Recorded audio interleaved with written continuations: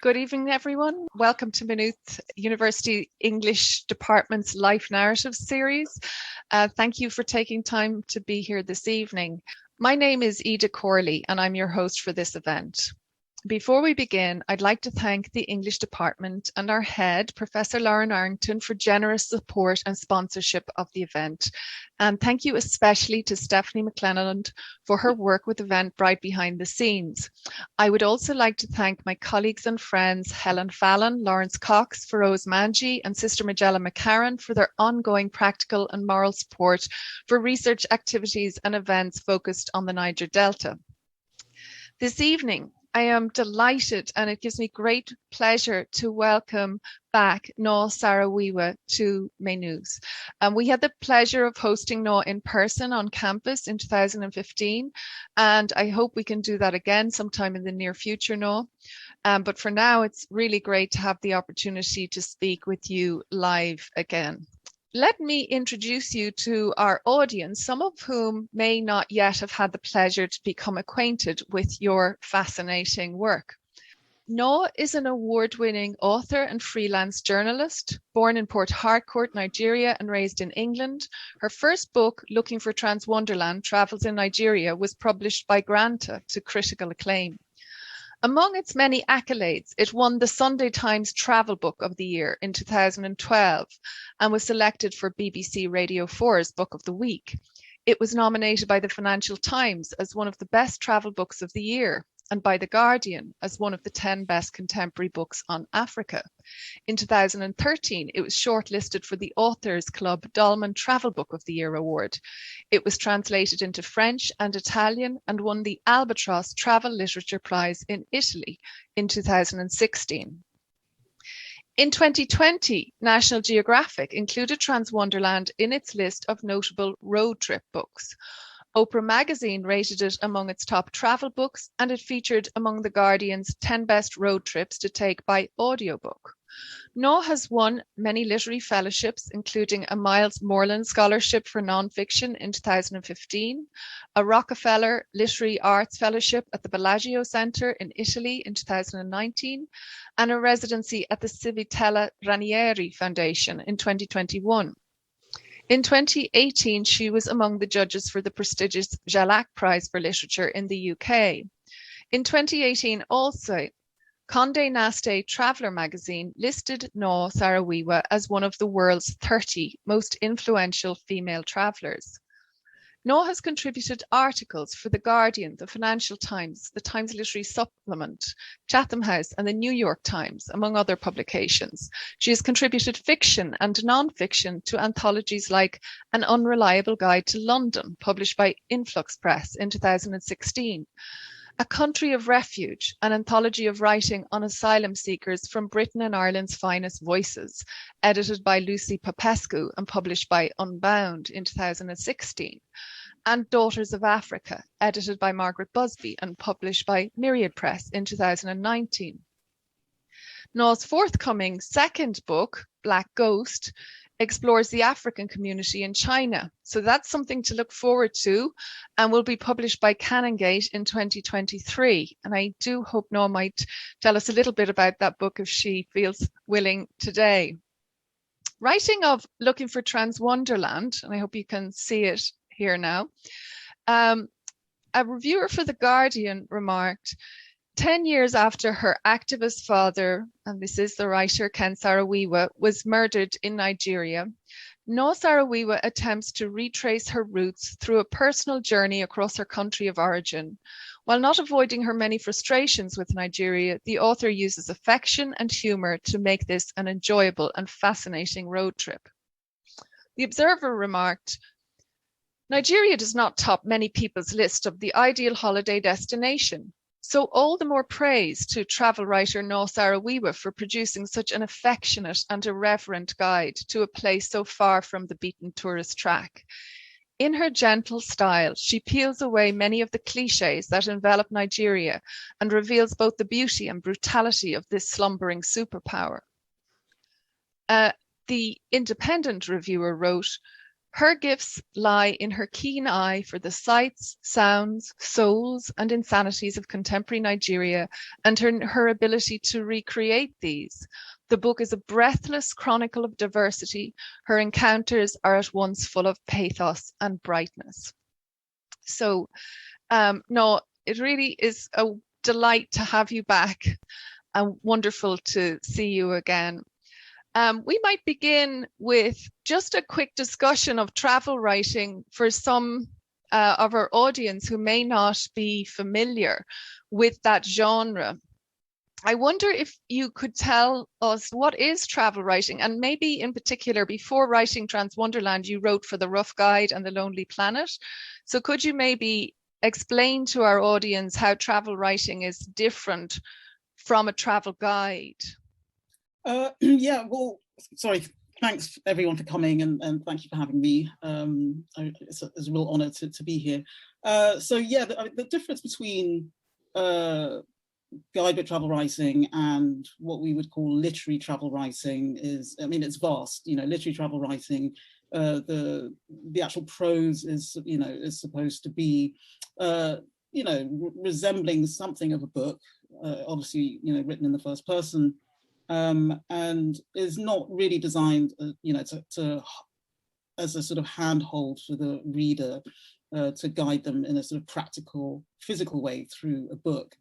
And I think with, you know, with literary travel writing, it's quite fluid in its form, and it's, you know, it's very subjective. It's a reflection of the writer themselves, whether it's their identity or what they hope to achieve out of the book. Like, you know, for example, you have explorers, imperial explorers in the 19th century, people like Mungo Parks, who discovered a lot of Nigeria for Britain. And so a lot of his writing is very instructive. You know, explorers like him, they'll talk about, you know, the character of the natives, etc., etc. They'll describe their surroundings.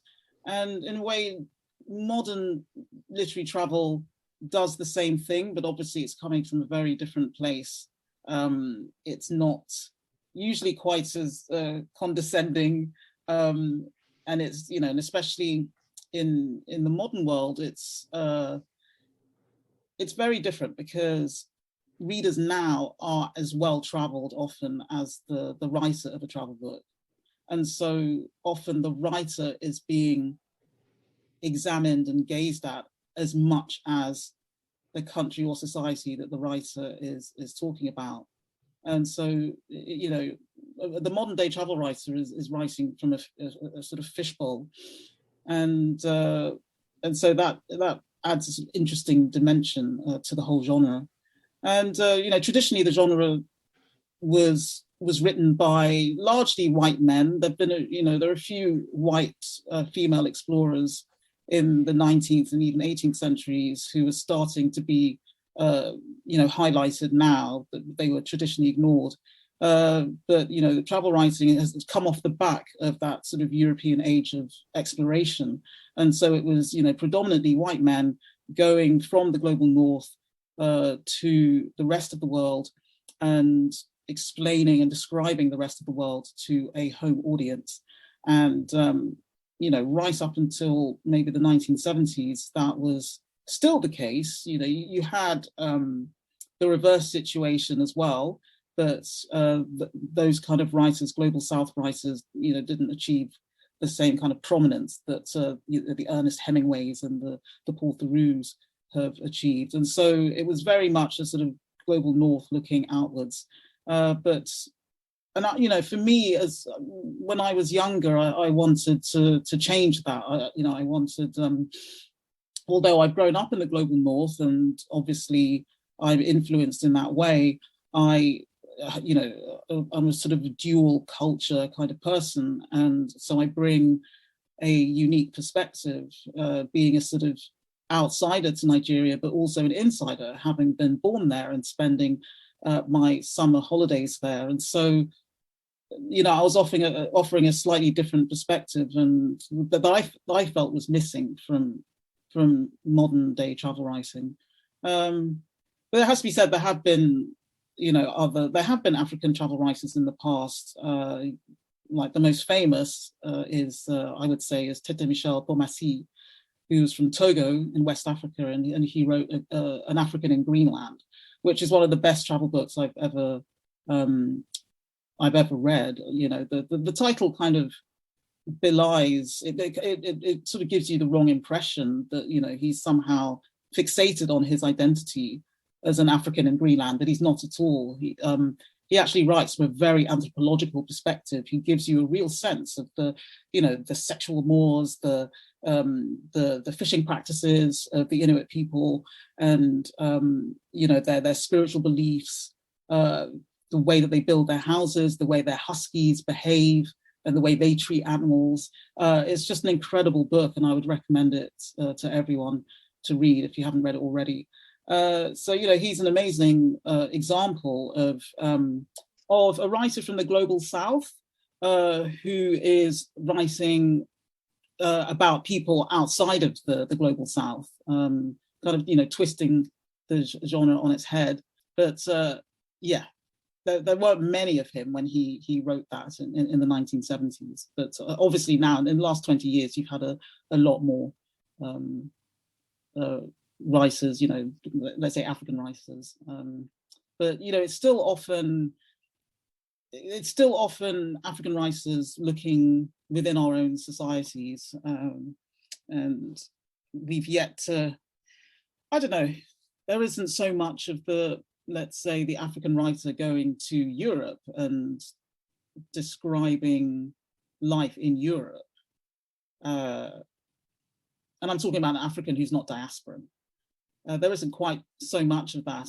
But again, that is a partial reflection on the publishing market, who the audience is, and the fact that I think perhaps, your typical readers are sort of global North readers still to some extent want people who are like them, who are looking outwards. And but I'd love to, I hope that, one day we'll see more of that, more sort of African writers writing about European societies and their perspective on it. That's just such an amazing answer to my question, and so rich and so much for us to think about. I was going to ask you about that, a legacy of imperial modes of vision and thought, and the way that travel writing was used historically as a site for installing ethnically superior attitudes to others, to other cultures and people and places. There's a couple of things you raised there, a couple of different points that I would like to ask you about. One of them was your own audience and who you envisaged as the audience, but the other was that question of how travel writing has changed. You came to this genre which you were aware that it had this imperial history, that you were doing something that really was very disruptive in occupying that site, which was a fantasy space for men to fantasize about their immortality, crossing space and time. It was also a place where people could, have access to beauty and luxury and adventure without the normal rules of behavior and decorum in the Victorian era and so on. And, in lots of ways, it's a genre that was very inhospitable to you as the woman of color who would have tended to have been the object of the gaze of these men. So what gave you the confidence? And I would have to say as well, Noah, that I go back to the book over and over, and it's very rich book. And you do these kind of gymnastics, these verbal gymnastics in terms of occupying different places of vision and speech. And I especially notice that with the way your pronouns shift from I to they to we. And it's really remarkable and often very surprising. So what do you think had changed about travel writing that, did you engage with that history? Had something changed already? Had travel writing already adjusted to contemporary realities? And you've said a little bit that maybe it had, but I guess I'm wondering maybe what do you think is the contemporary aesthetic and ideological function of travel writing that makes it possible to believe that it's capable of displacing those kinds of viewpoints? Yeah, I mean, I went into this very sort of naively. I'm not an expert on travel writing. I never have been. And I'd read just a few, by people like Paul Theroux and like Martin Fletcher. And then, Joan Didion did one about Miami. And so I just had a very strong sense of my own voice. I traveled around Africa myself quite a bit in the first half of my 20s.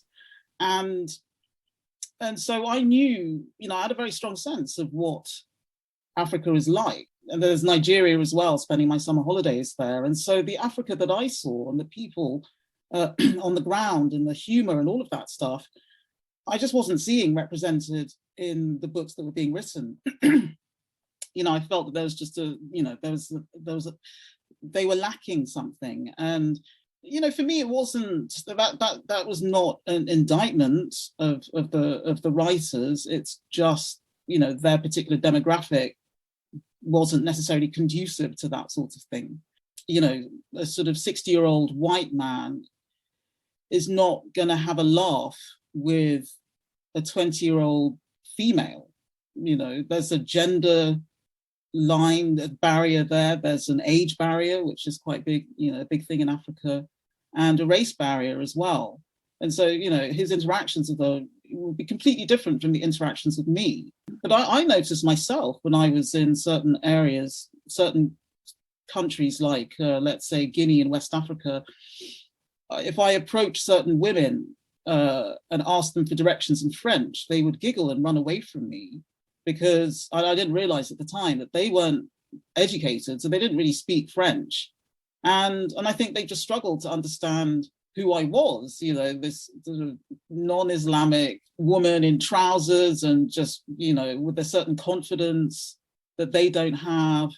And so the way they related to me was very different too. So I became very aware of how, your identity can really affect how people behave towards you.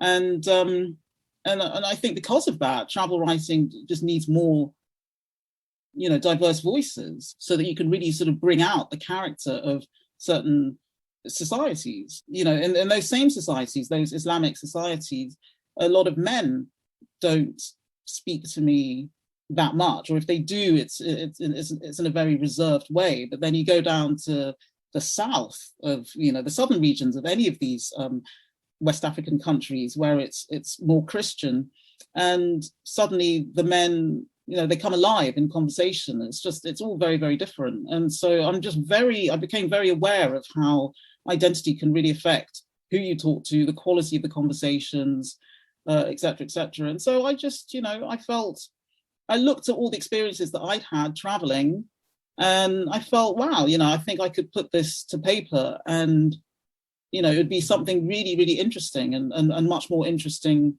than some of the travel writing that I'd seen. And I had the confidence, I guess, of youth. I wasn't weighted down by, the imperial history of travel writing. I wasn't weighted down by how I might be perceived by other Nigerians when criticizing Nigeria.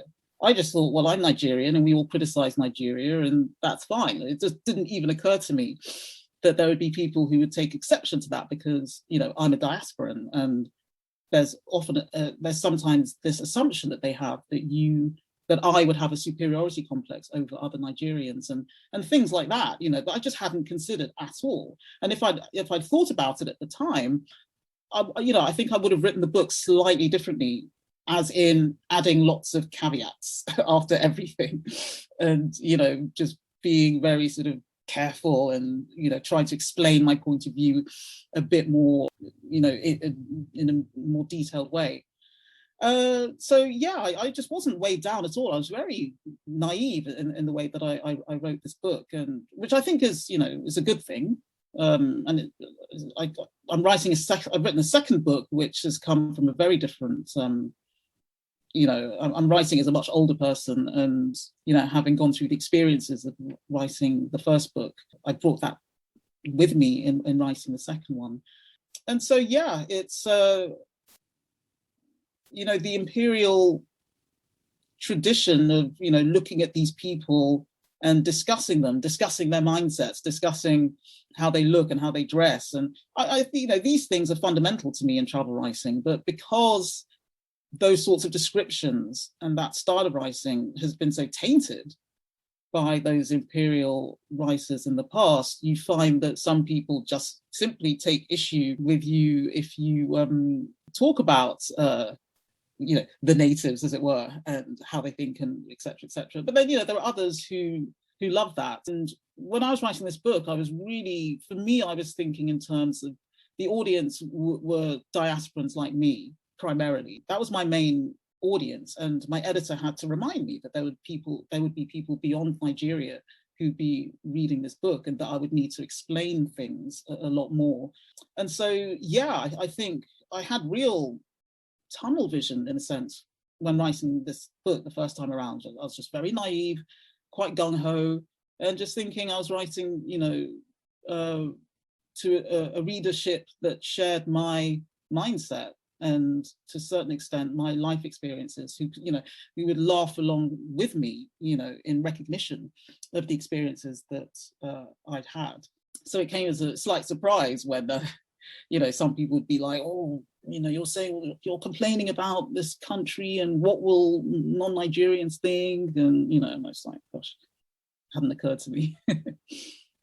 So it sounds like what you're saying is, at some level, they're also, by disruptively adapting that genre, you were also adapting the politics of the genre, because people were talking back. And it's sometimes when I read it, I see you use some of those conventions of the travel writer as eccentric, or the travel writer masking themselves to go into the territory incognito, but you do it in a very different way, right? So when you talk about straddling modernity's Kofar, the ancient city walls in Kano, and you've got this hilarious scene where you put on a jalaba because you want to go out and you don't want people to notice you. So you want to be able to observe without really being noticed as different. So people won't change how they're behaving, maybe.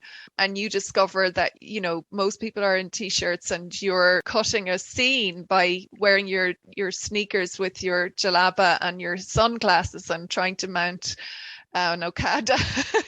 It's a very, very funny scene, and it's very it's interesting how you other the West's perspective of us and them, and you realize that there's an awful lot more cultural tolerance in Kano than there is in the West, and a much more fluid sense of identity and attitude to people with differences to difference, essentially. So it's really marvelous how you do that.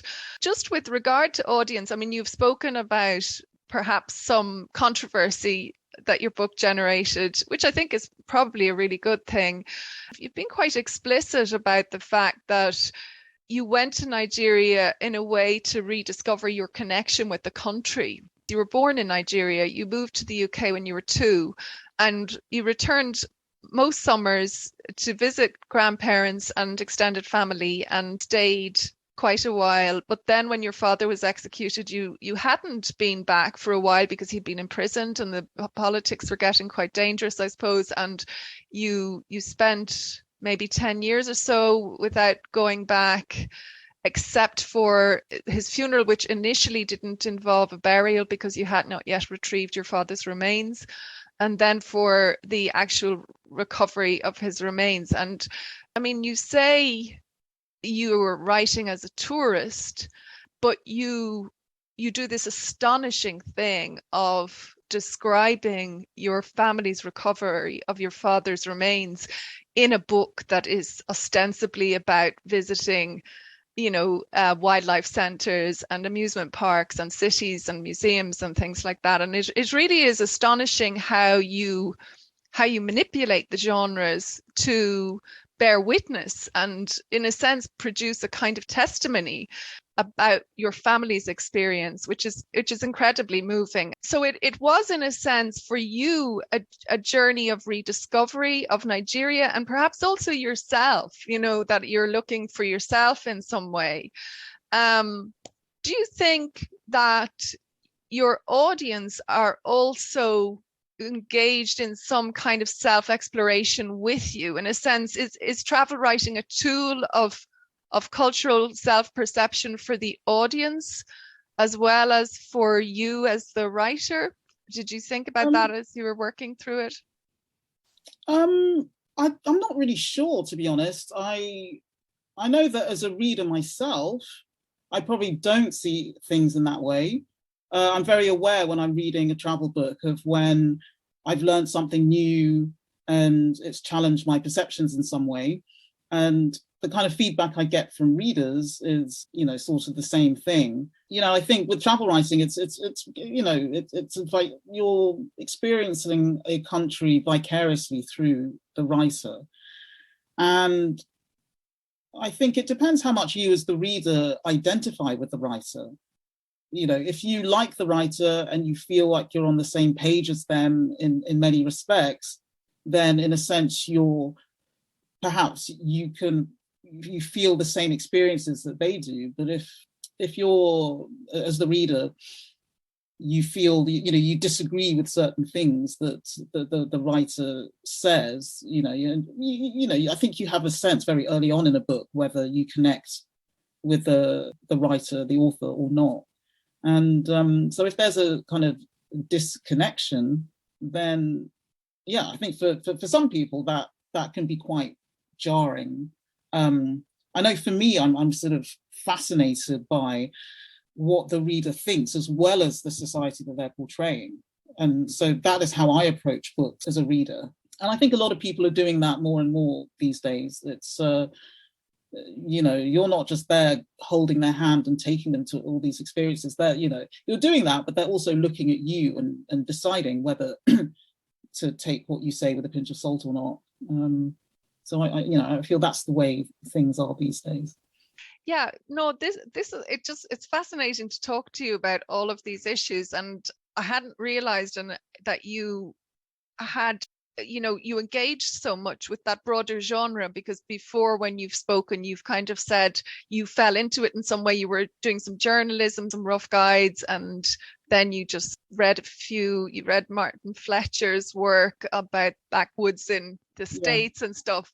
Oh yeah, that is what happened. It was like literally in the space of 2 years or less, I sort of engaged with travel writing, having decided I didn't want to be a news reporter. So I thought, right, once I graduated from journalism school, I was like, right, let me read some travel books. And yeah, so it was just really in the space of about 2 years that I got to know this genre and form opinions about it and think about, how I would like to contribute.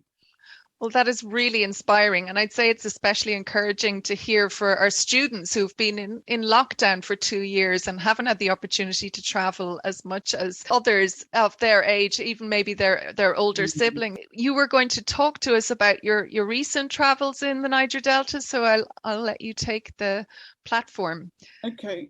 Yeah, so it was actually, gosh, it was just before COVID when I was last in Nigeria. I haven't had a chance to go back since. So this time I wanted to really explore aspects of, the environmental issues in the Niger Delta, because it was something I hadn't really touched upon hugely in looking for Transwonderland. Going back to Nigeria was, back then, was a big sort of psychological hurdle. But going to the Niger Delta, really engaging with my home region and the problems there was a kind of even bigger barrier that I didn't really cross with looking for Transwonderland.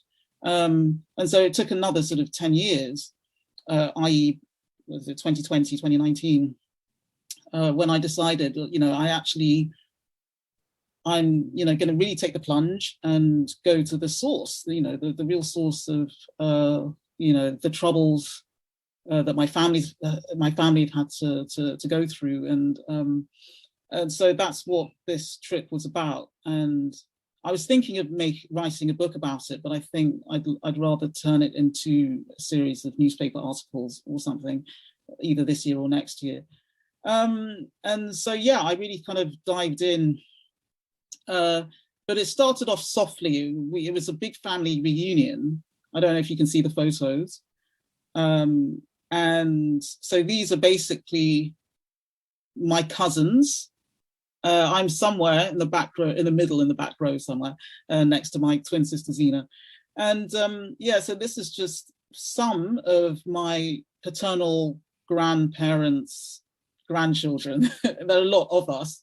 And we were going to do a family tree, but no one really had paper that was big enough. You kind of need sort of A5 sheets of paper. So we all went back to Nigeria for Christmas. And it was off the back of this trip that I then decided to explore the Niger Delta. So this is in our ancestral village, which is called Bane.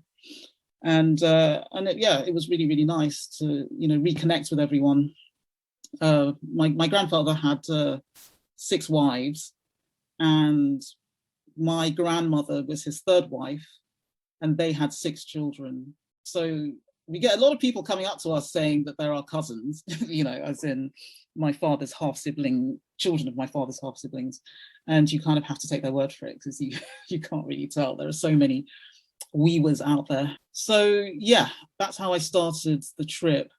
This is a masquerade. You get them around Christmas time, and they just kind of run around, sometimes terrorizing people, and then other times just being playful. And so it's still a part of the culture that we've maintained, even though it's a very, very Christian, extremely Christian culture.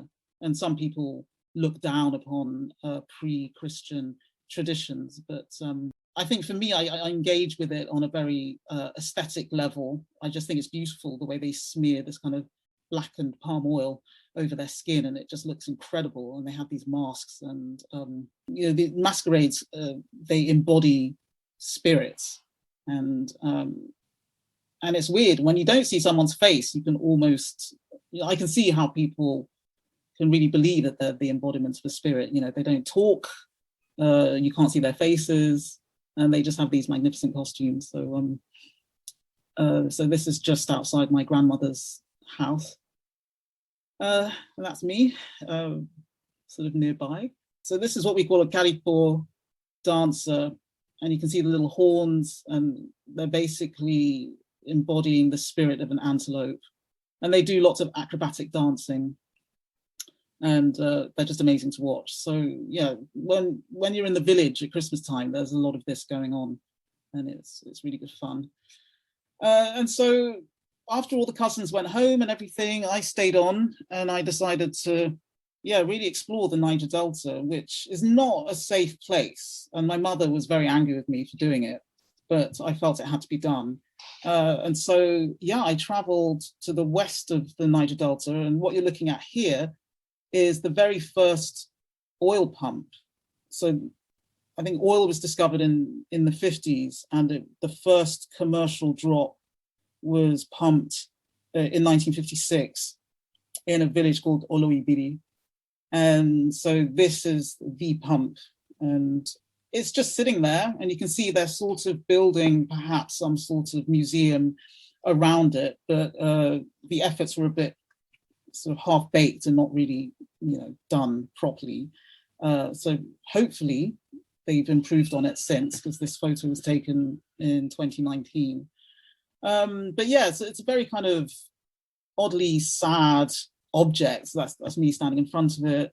When you look at a piece of equipment like that, you think, gosh, you think about what could have been in terms of Nigeria or the Niger Delta being a very rich place in a kind of modern capitalist sense.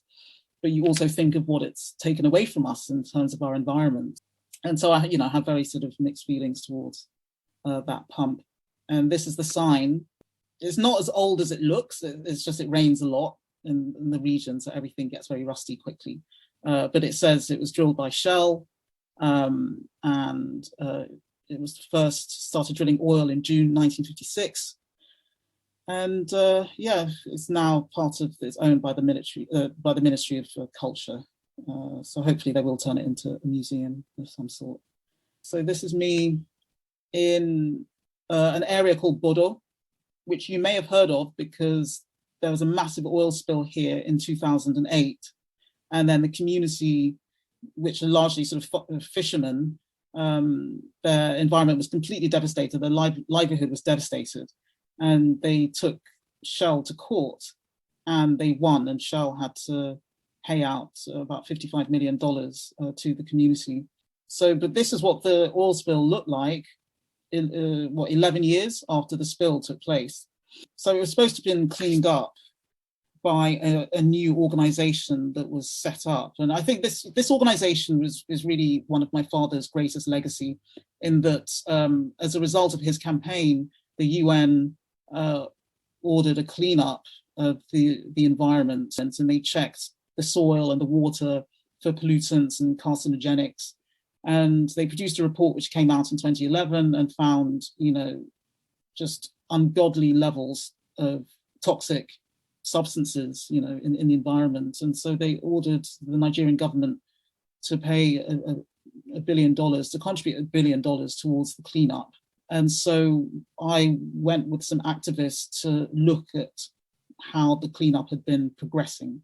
I've been told that this site has since improved a lot.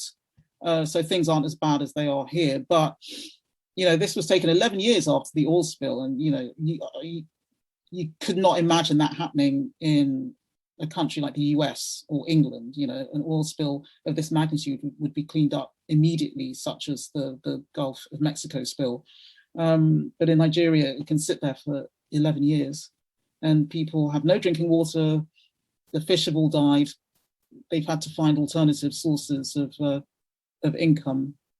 So yeah, this is my friend, and he put his hand in the soil, so you can just see how much oil is still in the soil. Extremely polluted. These are the mangrove swamps. Under normal circumstances, everything's very green. The sticks that you see, they're the sort of mangrove roots, and they'd have lots of green leaves on top, and they'd be submerged under clean water.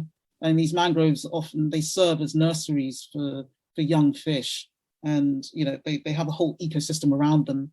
So normally the environment is just very, very green, but you look at this photo, and apart from the man's yellow t-shirt and green cap, it feels almost like someone's literally taken the color out of it. So that's in Bodo again. This is the water side in Bodo, and these are the mangroves that people chop down. These are the mangroves that haven't been damaged by the oil, but they chop it down for firewood. There's a cruel irony in this, in that we live in an oil-rich society, yet we're so poor and oil has become so expensive that the electricity grid is so kind of dysfunctional that in order to use power, we have to chop down mangroves, which sort of just adds to the environmental degradation. So you can see more piles of them here. Yeah, so this is a man who lives right by the waterside in Bodo, and his name is John, and he was one of the, I think maybe 3,000 residents who sued Shell as a result of the oil spill. And so he won a payout, and the house behind him is the house that he built with that payout. But the problem is that because there's no proper infrastructure anyway, we don't have running water or electricity. It means that he doesn't have water in this house, and so in a sense, it makes you wonder what the point of a pay, what people gain from a payout, because they can build the exterior of a home, but the things that they really need, which like clean water, they still don't have, and so it's not the victory you really want. But yeah. This is another view from that same area, and you can see the tree eventually fell because it wasn't receiving the nutrients in its roots. Again, I've been told that this area has cleaned up quite a bit. The fish are starting to come back a little bit, but they're also now starting to replant mangroves, and that's traditionally a woman's job, and so there have been some initiatives to get women to start planting mangroves, and it costs a bit of money. You have to buy the mangroves first and then, plant them. And so I'm looking into setting up a kind of funding drive so that people can donate money so that women can buy more mangroves and, just, replant, restore the environment by replanting all of these things. And, I think over time, as long as we keep cleaning up the water and planting the mangroves, then, we can rebuild the ecosystem. And it has happened in places like India, where we're not talking about oil spills, but we're talking about, beaches that have been like completely overrun with rubbish, plastics and that sort of thing. And I can't remember where it was, but there was one guy who started an initiative to get rid of all the rubbish on a particular beach. And within 6 months, turtles and other animals that they thought had disappeared forever, started to come back. And so, I'm really inspired by that story. And I hope that something similar can happen in the Niger Delta. So this body of water was just across the road from this one. And so you can see the real difference, because this wasn't affected by the oil spill. So the water is like crystal clear. That man, he's drinking from it. There's lovely sort of green foliage everywhere. So that's what the Niger Delta is supposed to look like. And that's how I remembered it from childhood. And so, the aim is to get back to this. That's me taking a photo by the oil spills. So this is another town, another village in the Niger Delta called Goy. And this was particularly affected by oil spills because it's kind of in the bottom of a valley. And so the oil just gathered in a pool where this village was, to the extent that they had to abandon the village altogether. And this sign here, I don't know if you can read it, but it says public notice, prohibition, this is a contaminated area, please keep off. So you have a lot of these signs, but they're just erected and there's no one to guard them. And of course, the oil spill is just there for years and years. So eventually, people just start to come back. Well, when I say people, I mean teenage boys who are swimming in this water, which is full of benzene and other carcinogens.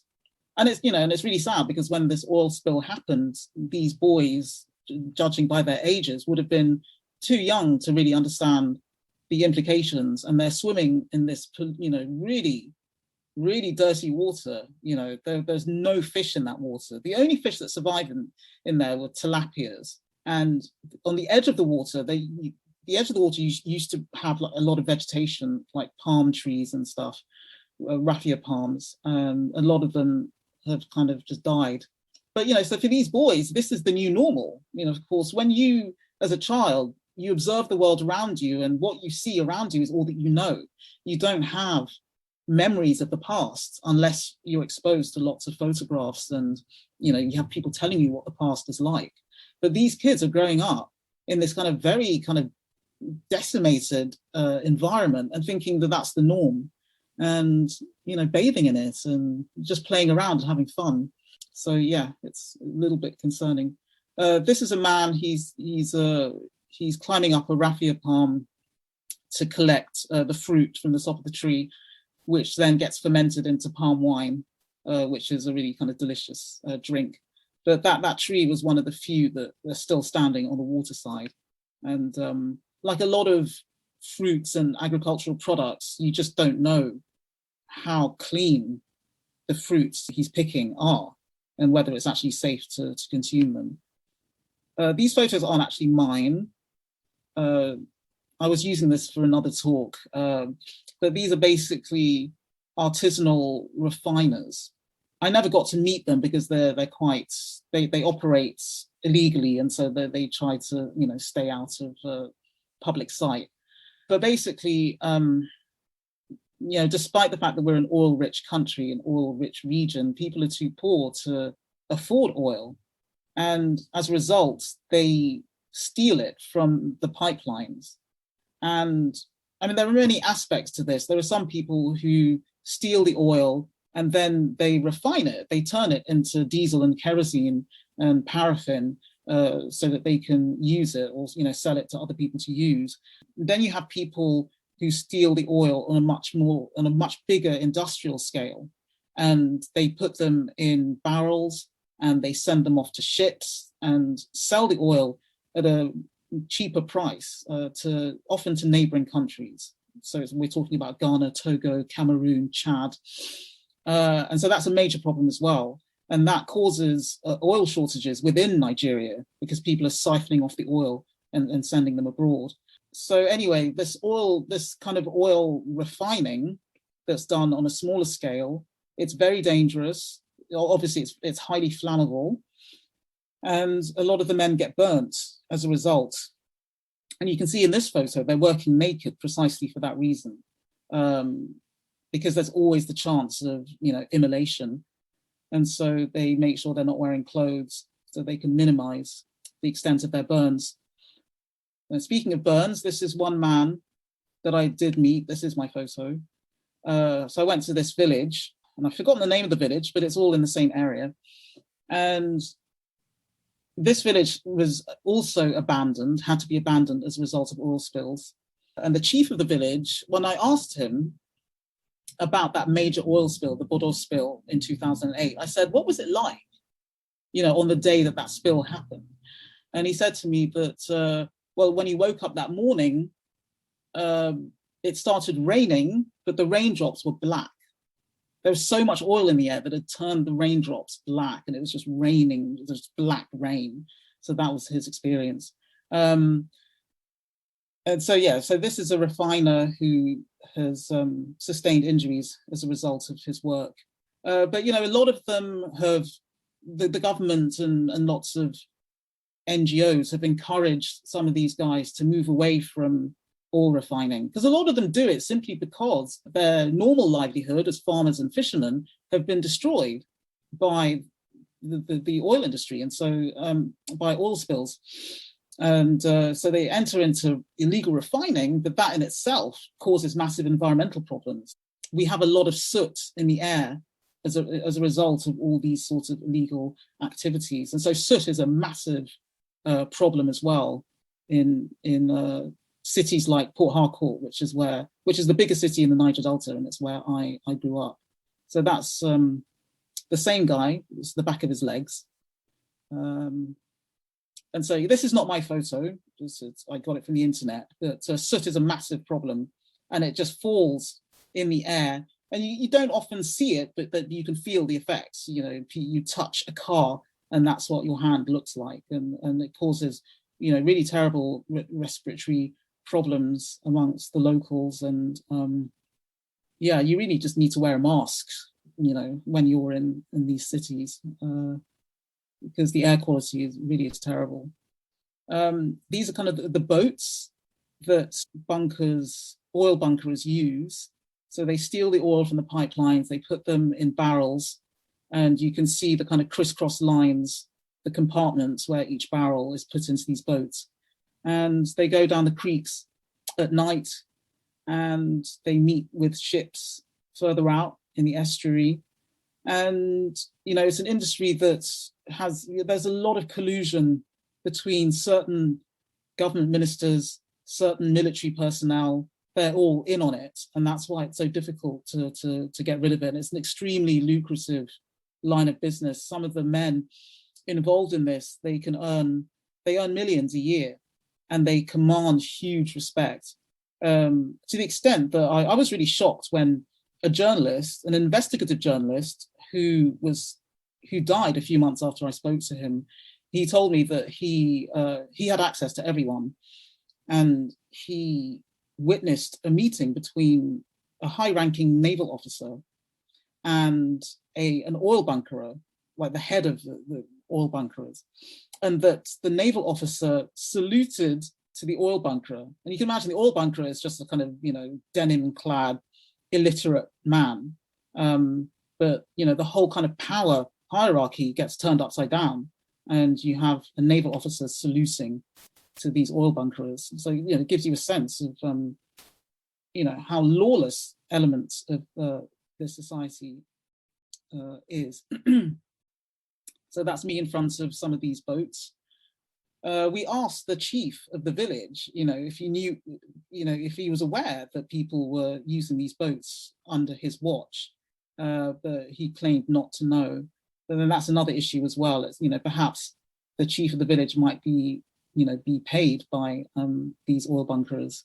So it's, it's a bit of an issue. But the government did try and crack down on this activity earlier this year.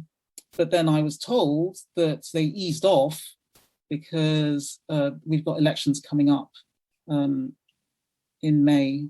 These oil bunkerers have a lot of power, and the opposition party has more political sway over the bunkerers. And so it's a very strange situation where you have got, the government simultaneously attacking the industry, but then sometimes, holding off for political reasons, or sometimes, getting involved themselves. You get politicians who have enriched themselves by colluding in this business.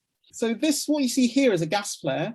And so a gas flare is basically when you drill for oil, you get sort of natural gas as a side product of that activity.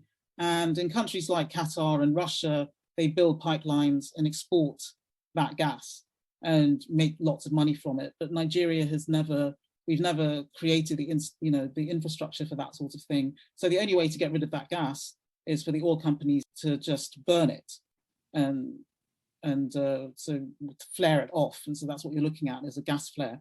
And this is something my father would point out to us when we were growing up, and in our summer holidays in Nigeria, we would see these flames in the distance, and he was always complaining about it. They were just sending hydrocarbons into the environment and causing even more pollution and respiratory problems. The thing is with these flares, though, is that, well, ever since my father brought attention to them and people started campaigning against them, the oil companies then turned them sideways. So these flames used to sit, vertically like candles, but now they kind of move them horizontally because it makes them less visible from a distance. But the side product of all of that is that the locals then use these flames to dry their cassava. So you can see here these bamboo trays, and they've got cassava on them.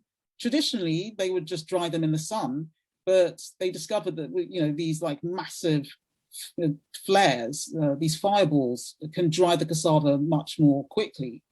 And so you have these people, and they walk incredibly close to these flames. I took these photos from a distance. I was using my zoom lens to full capacity, and my skin still got singed.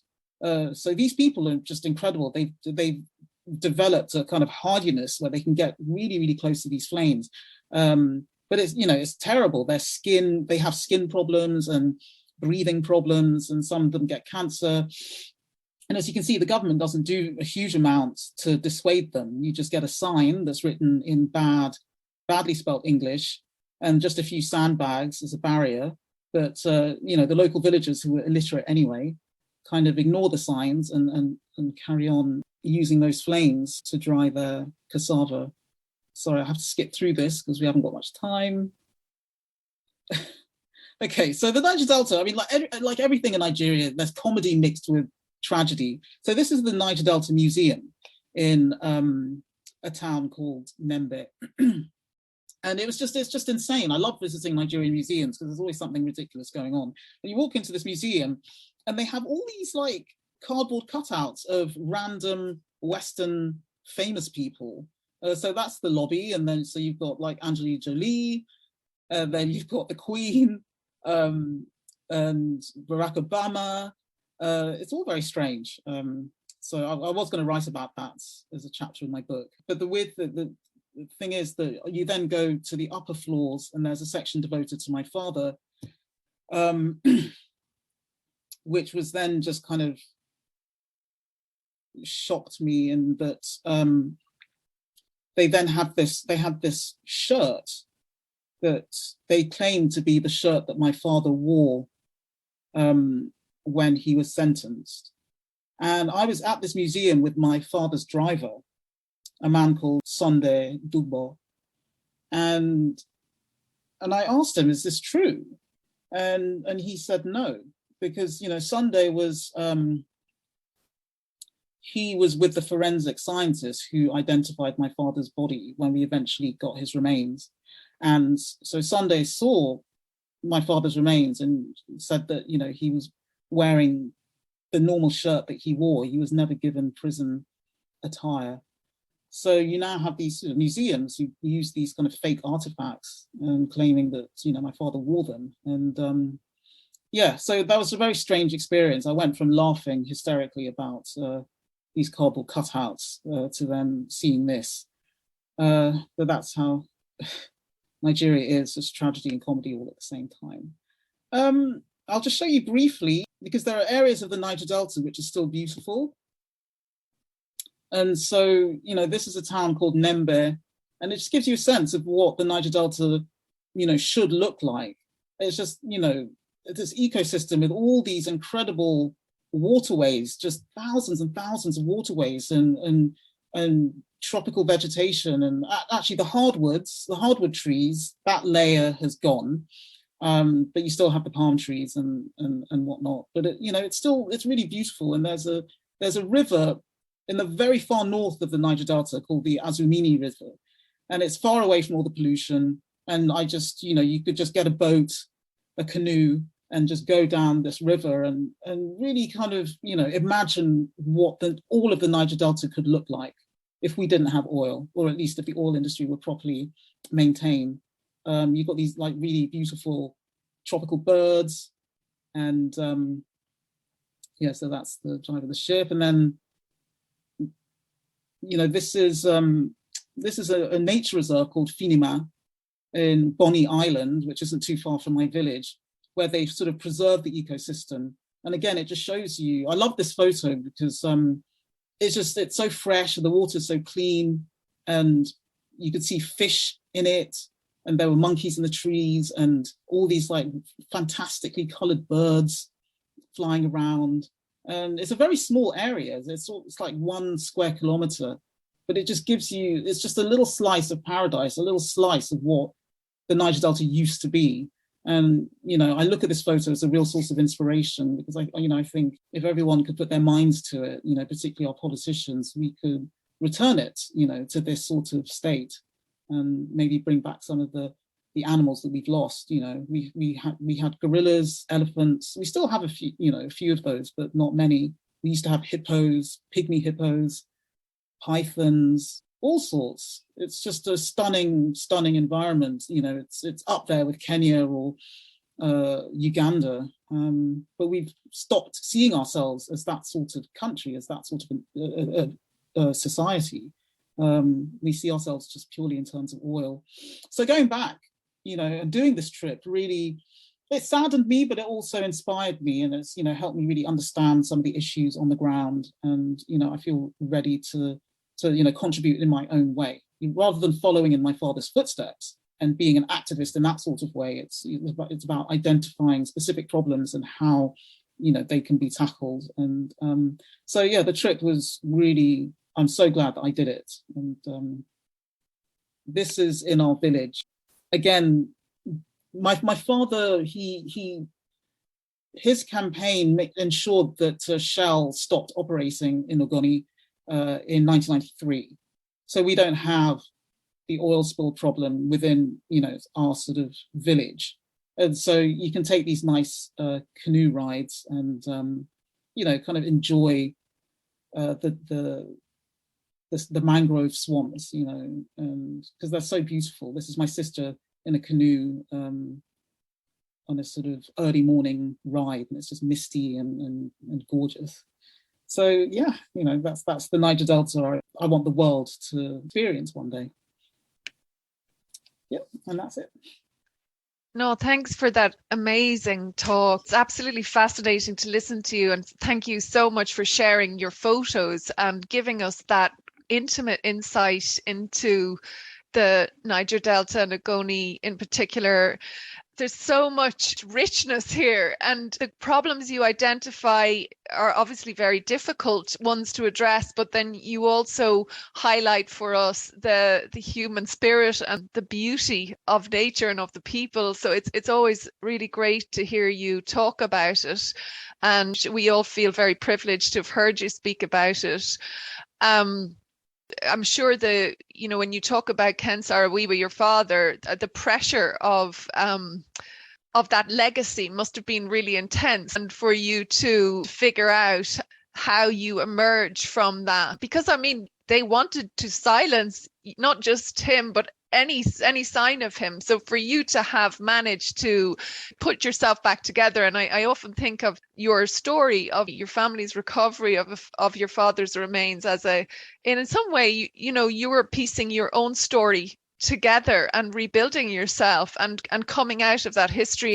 You're an amazing inspiration. It's really interesting to hear you talk about tourism, particularly even if we were to go back to the theme of travel writing, because tourism is sometimes viewed as perhaps consumerist and exploitative and a form of spectacle, but you're thinking of promoting a different kind of tourism that would help diversify the Nigerian economy so it wouldn't be so dependent on oil, and perhaps there could be a redistribution of wealth and restoration of the environment. And it was great to hear you talk about the mangroves project, for planting mangroves project, and we would love to keep us in touch about that and see if we can get involved in some way in helping that crowdfunding initiative. It would be really great. So thank you so much. That was so interesting, and I just would love to hear you speak for another hour about it if there was world enough and time.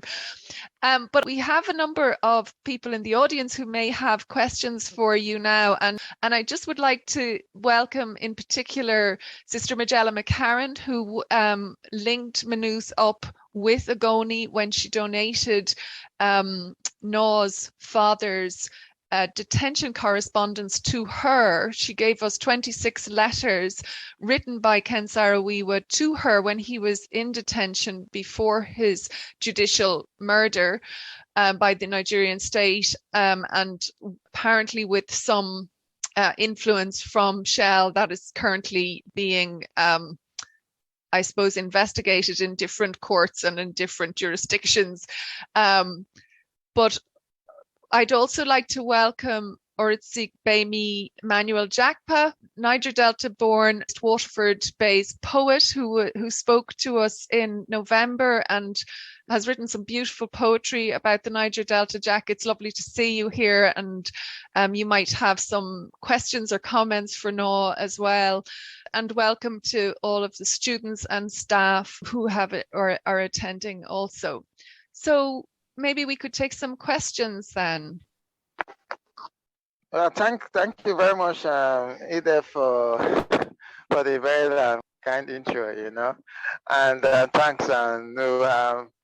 I'm really impressed. It's something. I think I'm happy that there is a video and recording, something that I will watch again and use to influence some of my writing. The photos are very amazing, and thanks for your spirit and your strength.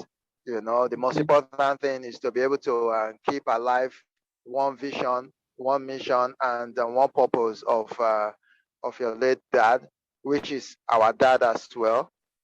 So because it's like a role model, like someone that we could lift up, and people could see that it's emulatable. So it's our dad, and it's not only your dad, it's a dad to many people. So I just want you to have that, that we from the Delta, we embrace him wholeheartedly. Me, in particular, I feel his struggle is my struggle, and what you expressed actually resonates across my heart, and I think across a lot of our heart as well. Yeah. So if I don't have any kind of question, my only stuff is that what is your feeling of like the past and the present? Like, what is like your emotion? Because I know I heard of Lebiri from someone that the person told me that this is where oil was first discovered and the place was neglected when I was very young. And since then, I have never forgot forgotten about the name Oloibiri. So, like, what is like your emotional impact? Do you think it affected your view of the country, the people, unity, which is the foundation of the country, unity, faith, progress, and peace? Do you think it affected your view about unity? Because if they are unified, Niger Delta should not be that neglected in the way it is. So, what is your emotional response to that? Like? Yeah, I think oil has divided us so much. The communities become so divided as a result of oil. You get people who want to promote oil exploration, or the industry extraction rather. Then you have others who are fighting against it, and you saw that schism within my father's organization, Mossop. And so you've got the farmers and the fishermen who are trying to do their thing, and then you've got the illegal refiners who are causing some of the oil spills and damaging the environment and ruining people's livelihoods. And then you sometimes get this weird circle. I spoke to a young man who was an illegal oil refiner, and I asked him, what does your mother think of what you do? And he said, oh, well, she's very pleased because, I give her money because she doesn't get any money anymore, because she can't earn money anymore because she's a farmer and her crops keep failing as a result of. So it's a weird sort of thing. And so, oil has created so many divisions, but ironically, it's what keeps Nigeria together at the same time. The north of the country, as you know, is so culturally and economically different from the south. It's a completely different country in many ways. And, its religion is different, everything. And, you have the Biafran War as well, where the Igbos in the east tried to secede. But because they had the oil, they were, Biafra was incorporated the Niger Delta. The federal government, refused to let them secede. And so oil, because we rely on oil so much, it has this sort of strange effect of keeping the country together. So 250 ethnic groups, 400 different languages. It's amazing that as a country, we haven't broken up into 500 different pieces, but oil is what stopped that from happening. So it's a very strange thing, oil. It's so fractious, and yet it's the glue of the country. So I just wish we'd never had it. I think we would have been so much better off without it. Thank you. Thanks, Noam. And thanks, Jack, for that great question. Have we other questions? Okay. Hi, everybody. Good evening. Hi. Okay, my name is Melu. I'm based in Lagos. Hi, Noo. Hi. How are you? I just shared the chat now, but because we have an opportunity to speak, I had to quickly unmute myself. I mean, great to listen to your presentation, and I haven't traveled around the country myself. I mean, I could really appreciate all that you've had to do. Especially with your first travel book, looking for Transwonderland, which I have. I also happen to have 2-3 books, by or published about your dad. Unfortunately, I've not been able to bring myself to read the books, because each time I try to pick it up, I remember all the stories around him and the fact that he was unjustly killed. So it pains me a lot, and I really hope that a lot can still be done in his memory. Like the moderator said, you've done a great job trying to piece everything together, trying to, preserve his memory, trying to ensure that, though you were very angry, you were bitter, you felt stabbed in the back by a country that your father did so much for, because we know his history, we know what he did for TV, for plays and all of that. I mean, for him to end up like that, and I think so many people still grieve about it. You're very strong. I salute you, and I hope that through you, a lot will be done to rectify all of the injustices that has happened to the Niger Delta. Thank you. One of my questions was you showed pictures about a particular museum. And I was wondering if that museum is in Yenagoa, Bayelsa, or actually Nembe. That's because it. I knew it was like Azaiki. Is that Azaiki Museum's library? Yeah, I knew that as I was saying Nembe, I knew it was wrong. Okay. I couldn't remember. So it's Yenagoa. Yes, I was going to say, I mean, that place looks like a place that I've been to in Yenagoa, and I know up on the upper floor, there is a section dedicated to the Niger Delta, and I remember that image and pictures, so that's in Yenagoa. Yeah, I mean, well done. I don't have much to say, but just to salute you and say it's a great thing to watch what you're about to do, and I look forward to your next books and your series of articles when you eventually get to write them.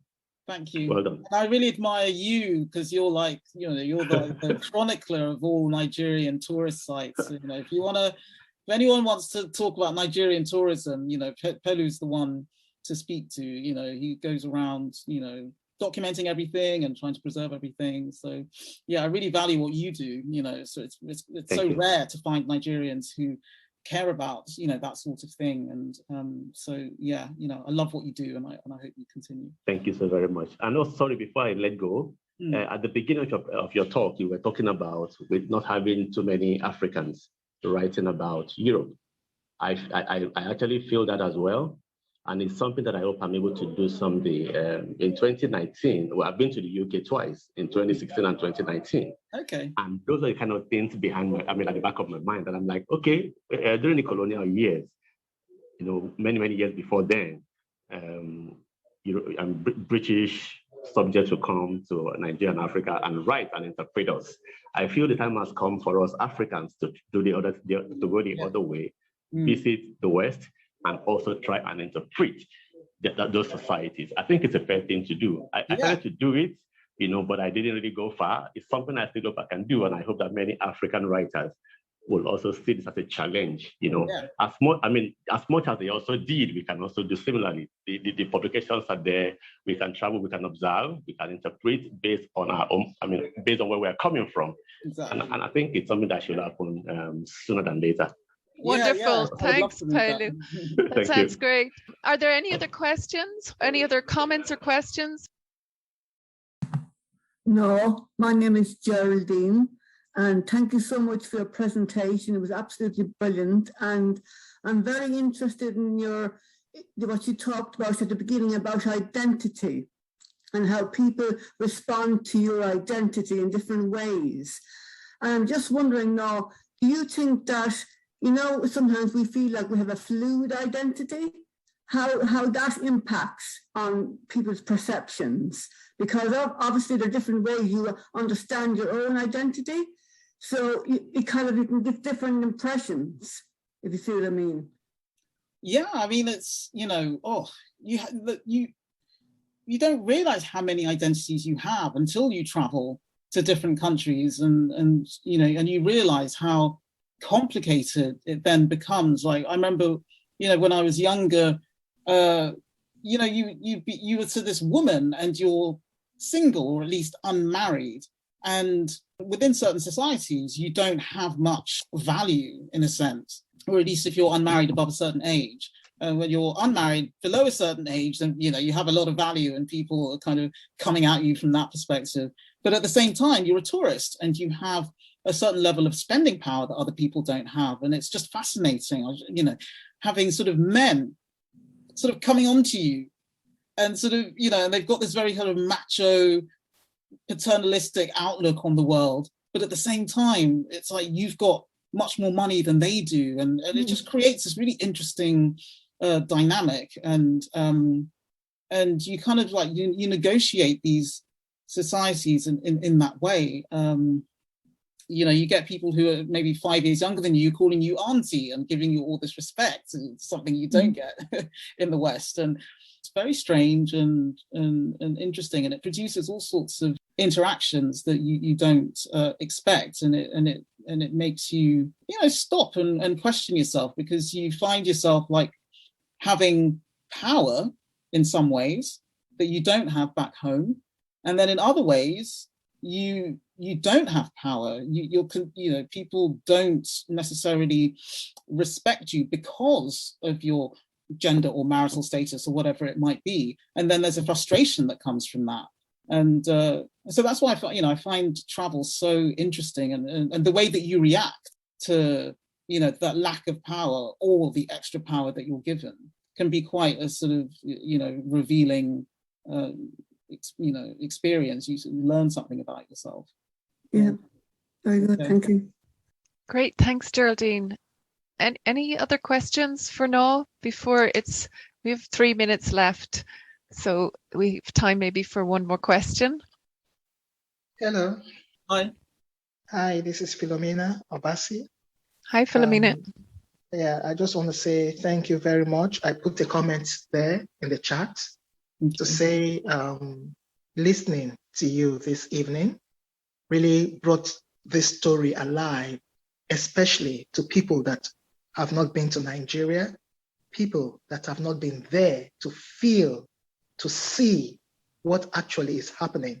Your pictures, especially the picture where you show the guy sitting on the canoe on the boat with his green hat, his green shirt, so different, so distinct, from the environment that is supposed to absorb him like a chameleon, the environment that's supposed to be so green and beautiful, so lively and natural, but it's been washed off because of these societal issues, these issues that can be addressed, but because of the corruption, we can't just address it.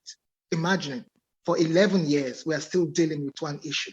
In other parts of the world, that issue will be dealt with within not more than 6 months, So thank you for using pictures, for using reality to explain to us, most of us that were not there when all these things happen.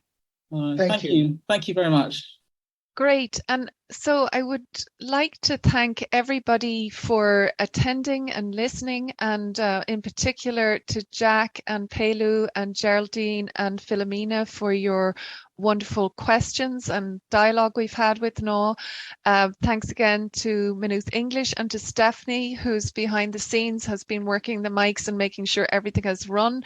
So it's just amazing that we can talk to Noo in London and to Pelu in Lagos, and many of us are here in Dublin, and Magella is out in the west of Ireland. So it's really wonderful, and thank you very much, Stephanie, and to Lauren for sponsoring and supporting the event. I just would recommend again Noo's book, Looking for Transwonderland. It's a fascinating read, raucous in lots of ways, hilarious, also incredibly moving, disruptive, even subversive. It's a wonderful book that you will read over and over. And we'll look forward very much to the publication of Black Ghost later next year, and to hearing more about the Niger Delta in whatever form that project takes. So please keep in touch with us, and thanks a million for joining us. It was really wonderful to chat with you. We had a great evening. We'll be putting the video up. It'll go on the department's YouTube channel, so anybody who wants to listen back can do that. So thank you all very much, and it's great to talk to you, Noo. Bye. Thank you for having me. Bye.